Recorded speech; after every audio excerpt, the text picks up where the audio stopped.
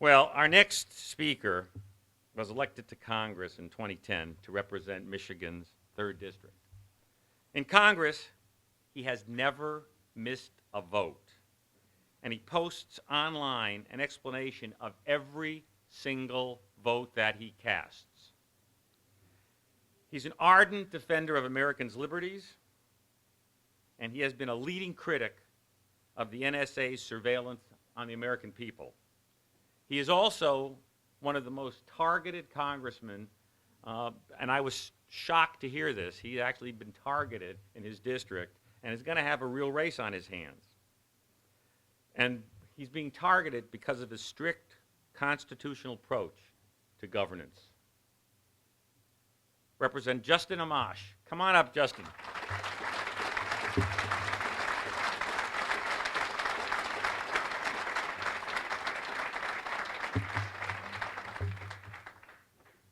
Thanks, Mallory, and I want to say thank you to Mark also. He's been a fantastic addition to Congress.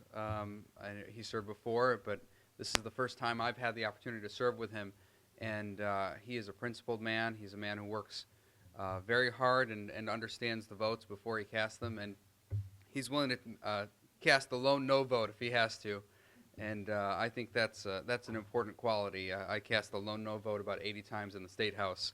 And I think 11 times last term. But it's important to stand up for what you believe in, even when other people are pushing the other direction. I'm excited to be here on Veterans Day. I had the opportunity to visit at the Citadel today and visit some classrooms and speak to some of the cadets, and that was a real honor. It's the first time I think I've been in Charleston. Maybe I came here as a child. But it's the first time I remember being in Charleston, and it's a beautiful city and a beautiful area, and Mark, it's a great place to represent. I know you're very proud. I'll tell you a little bit about myself in case you're not familiar with me. I represent a district in Michigan right around Grand Rapids. It's the 3rd District of Michigan. It's not that big an area. I can probably get anywhere within my district in about an hour and a half. So it's a pretty nice area, but it's around Grand Rapids, which is a pretty good metro area, a pretty sizable city for certainly for a Republican district. As I tell you more about myself, I think you'll come to understand why the GOP establishment doesn't like me. I explain, as Mallory mentioned, I explain every single vote I take on Facebook. This bothers a lot of people. It bothers people who want to hide what's going on in Congress. We voted about 2,000 plus times since I've been in Congress. I've explained all of those votes on Facebook. I use Facebook because it's a convenient medium for people to get those explanations and to be able to comment. And of course, it bothers some people in Washington because they would prefer that a lot of our votes go by in the dark, that nobody notices them. Or when they put out a messaging bill that doesn't really do anything, they'd prefer that the public not really know that that doesn't do anything. Or when they pull off one of these phony deals where Republicans and Democrats get together and they call something a compromise that doesn't even do anything, they'd prefer that someone not go on Facebook and explain to the world that it doesn't do anything. So that's what I've been doing, trying to make sure that Congress is held accountable. I've been doing that since I was a state rep, posting my votes on Facebook. And that accountability pays off. It's important. People want to know what you're up to as a congressman. They want to know that you are fighting on the principles that you ran on. And you're not just making campaign promises and then going and doing something totally different. I'm part of a group of new Republicans in Congress. We're perhaps like some of the old Republicans before the party got pretty squishy over the past 20 years. And those Republicans believe in limited government, economic freedom, individual liberty, and following the Constitution. It's a pretty simple recipe. And we're not afraid to work with Democrats either. The irony of it all is that we have better relationships with some of our Democratic counterparts than the GOP establishment does. I'll give you an example. When I was working on my balanced budget amendment, it's HJ Res 24 if anyone wants to look it up. But I have a balanced budget proposal.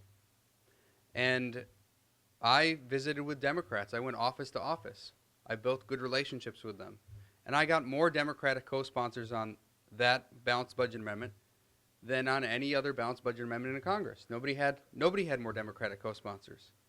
And yet it was a conservative, principled, balanced budget amendment. We're able to work with the other side. I've seen, for example, Rep. Mick Mulvaney, one of our finest representatives, work with the Democrats on a number of issues to rein in spending. We've built those relationships, and we continue to do so. I'm the chairman of the House Liberty Caucus. It's a group of representatives who meet together every other Thursday, basically. We have lunch. It's on me most of the time. And Mark's involved in that, Mick Mulvaney, Jeff Duncan, many other members of the South Carolina delegation. I'm friends with basically all of them. You have a fantastic delegation in South Carolina. And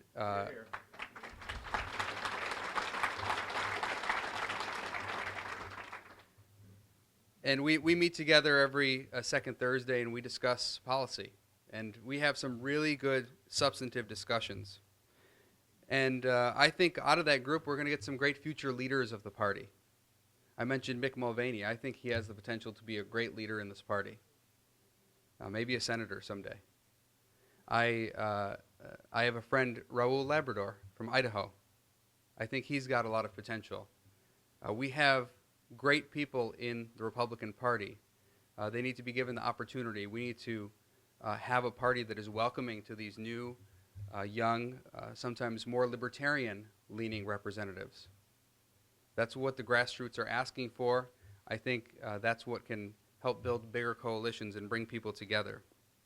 We need to persuade the public about our ideas.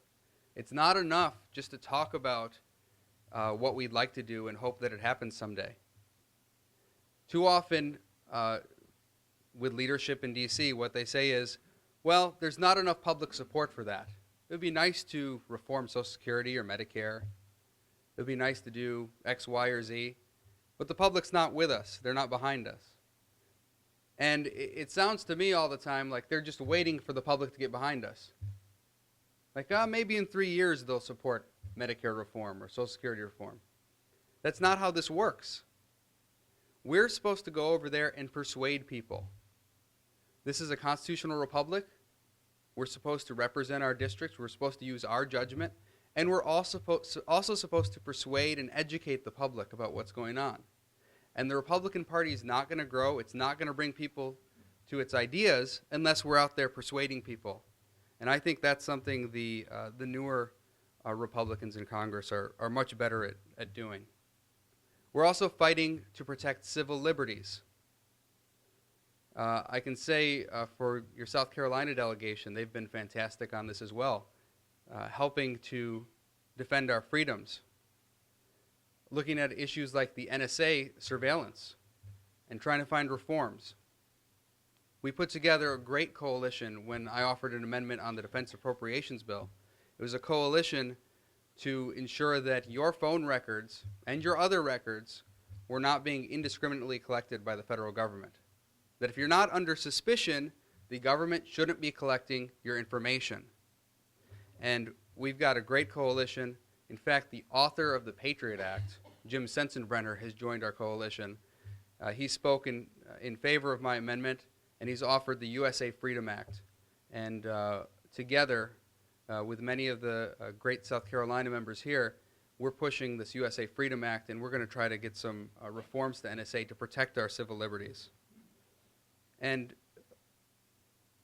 one more thing that we're working on as new Republicans is to really push for true economic freedom in our country, not corporate welfare. For too long, we've had this idea within the Republican Party that it's about corporate welfare. We want capitalism unless our friends are involved, in which case we don't want capitalism, we want corporate welfare. That can't be the MO of the Republican Party. We lose people when that's our philosophy. Freedom wins. Freedom can bring in independents and Democrats. We can win them over to our side, but we can't be the party of corporate cronyism and corruption. So now I think you have a better understanding of why I have a primary opponent. The GOP establishment's coming after me. They want to send a message. It's not just a message in my district, it's a message to all of you and to conservatives around the country that they won't tolerate dissent, they won't tolerate new ideas, and we need to stand up and defend what's right and fight for liberty. So thank you. I'm happy to take some questions. Let's take some questions, please. First question over here.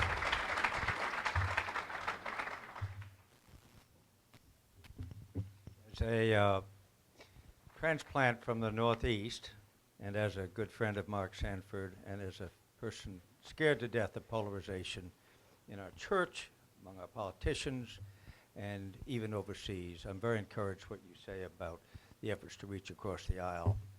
Here's my question. Since the last election, the national election, do you sense more of a trend toward cooperation or not?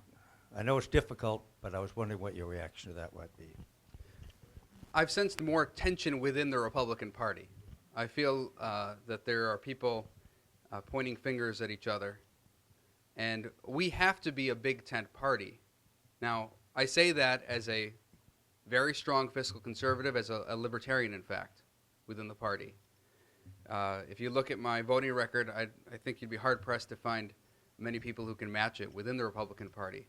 But we have to build coalitions. We can't be a party that says, this group of Republicans, we don't need you anymore, and that group, we don't need you anymore. We have to build these coalitions to make sure that we can move the ball forward and have a Republican majority, because a Republican majority is still better than a Democratic majority. Next question. There's a question over here. Yeah. Question over there. We'll take one down the back.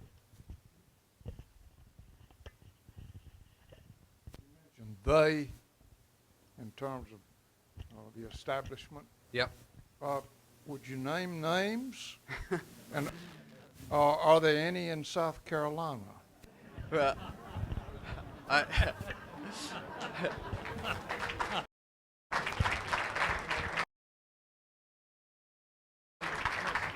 I might be able to think of some, but I think you guys can think of who they are as well.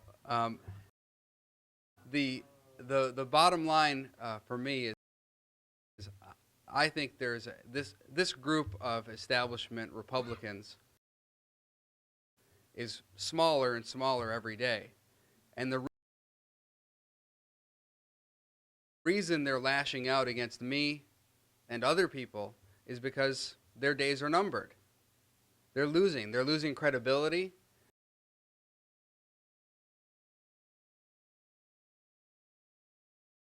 And they're struggling to survive, and they don't like where we're taking things because we're ending essentially their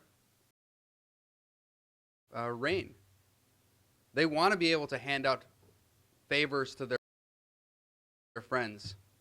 They want to be able to run on being conservative and then vote like they're not conservative. They like that. They don't like the transparency and accountability. And they don't like a system that is fair to everyone in the country, that is equal opportunity for all. They don't like that. Question over down there, all the way in the back there, and then we'll take a couple up here.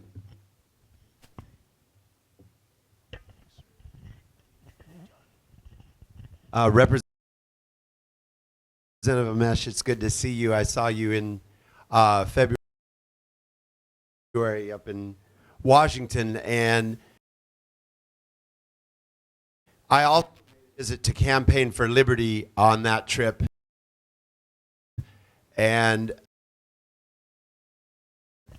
you've got a superstar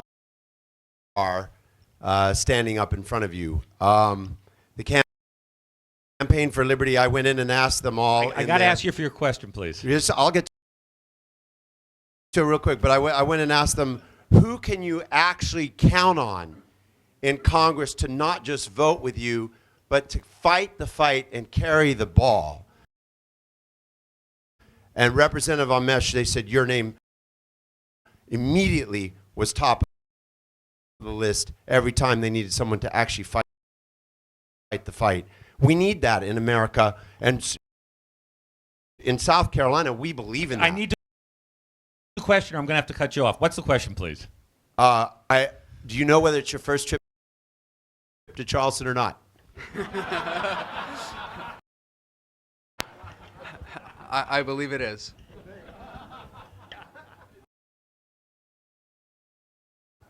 Okay, we have a couple questions here. A question over here. Up here. Right over there.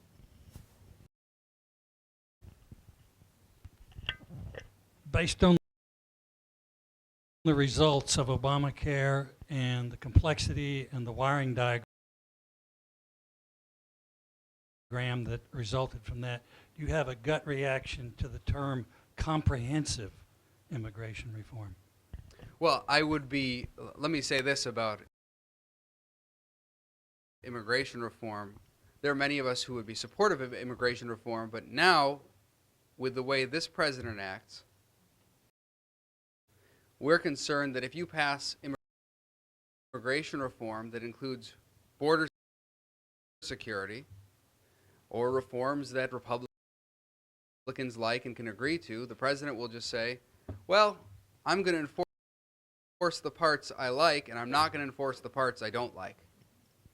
And he's set that precedent, not just with Obamacare, but with other issues. So it's a scary thing. We need to make sure that we have someone in office we can trust. Right now, we don't have that person in office. My lovely wife who helps put these meetings together, Elizabeth. As part of the Liberty Caucus, do you have a plan for 2014 and the midterm elections? How is that actually going to look? Is it going to be the establishment Republicans versus Liberty candidates? And do you have a plan for bringing in more Libertarian Liberty Caucus people?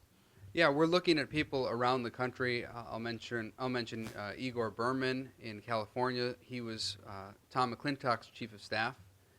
So he's worked with a fairly libertarian representative, and he's running for Congress there. We're going to look at other races across the country to make sure that we can support the more liberty-minded or conservative candidate.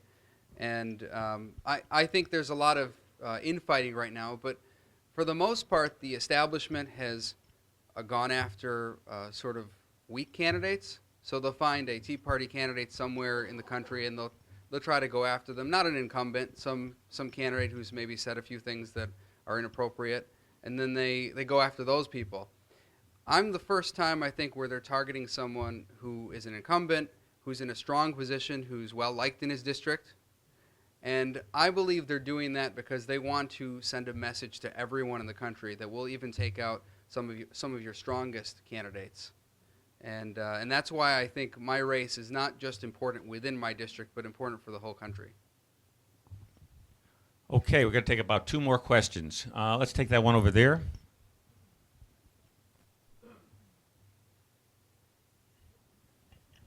For those of us in agreement with your wonderful leadership, how do we send a very effective message to the Republican Party? Well, financial support is great. My primary opponent's going to self-fund his race, and I keep ended up running against self-funders, unfortunately. So financial support is great, but we need people to speak up and change the narrative. Don't allow them to have to sell this narrative, which is false, that people like me are bad for business. That's false. That's a false narrative. Don't let them sell that.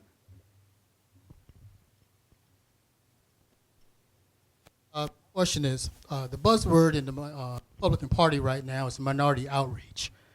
With the infighting and everything that's going on and the tension that you have in the Republican Party, what does minority outreach mean to you? Well, we do need to reach out to people. I think we need to reach out to all people regardless of their skin color, ethnicity, background. And the party has not been very good at that. We have not been very good at that. But a lot of this is about talking about opportunity for people, making sure that people are aware that the Republican Party is a party about civil liberties, individual rights, protecting everyone equally. That's what it's about. So for too long, the party has been about corporate interests, big business, and that's going to scare people away. We need to make sure that people know this is the party for individual liberty. We have time for one more question. Question right over there.